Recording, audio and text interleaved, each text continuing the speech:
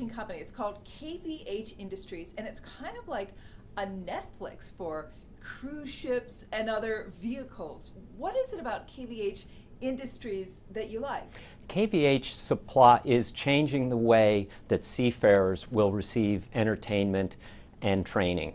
And it equates to the Netflix of the commercial maritime industry. So more for commercial shipping than for cruise ships or yachts. And not just shipping, airplanes as well. So there are other industries and other niches that it's in. They are primarily focused, though, on the commercial maritime. There are some other aspects, such as recreational vehicles, but it's primarily for commercial maritime.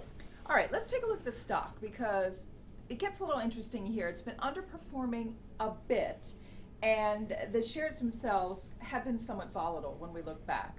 So it's recovered from some lows, but a lot of volatility in this stock. Is there sustained upside now for a company like this? So KVH has actually been in a trading range, and as you note there, between 12 and 14 for the last couple of years. So fair amount of volatility between those two levels, but we think that there's a downside here at 12 and plenty of upside beyond 14 should they be able to accomplish the objectives of really providing content and changing the way that commercial mariners view video. How true is that phrase, content is king, in this particular case?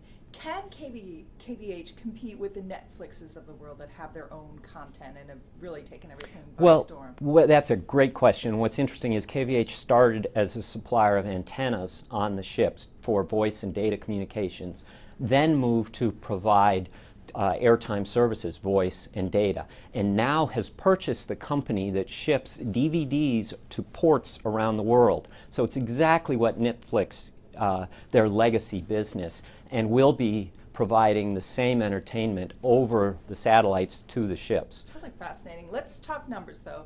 In terms of what we're expecting for KVH, the revenue looks good, double-digit gains expected there, but not so much on the earnings, really just breaking even. What drives the stock? What causes us to break out of that 12 to 14 range on the upside, especially when you have, again, a little choppy on the earnings front? Revenue looks good, but that earnings side, a different story. There are two reasons for the earnings at the current level, and they're running the business at a slight profit right now. The first is that they are investing in this new service, and it should be launched in earnest later this year.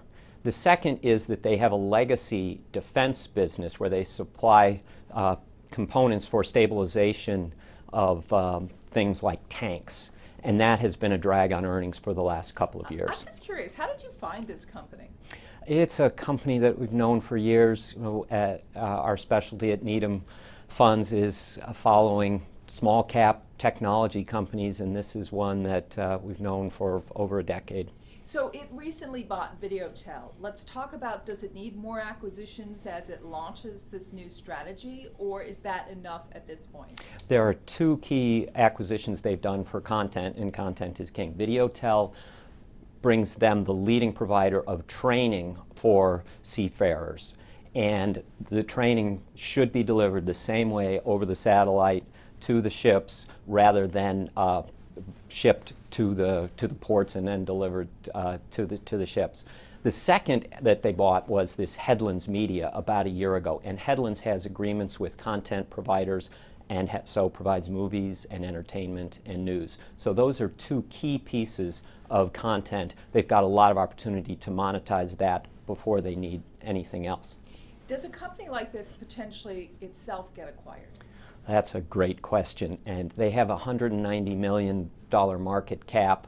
They're doing about $170 million in revenues currently. We think they can double or triple that over the next few years. They'd be a great candidate for a larger company that supplies satellite services or communication services or interested in the content side.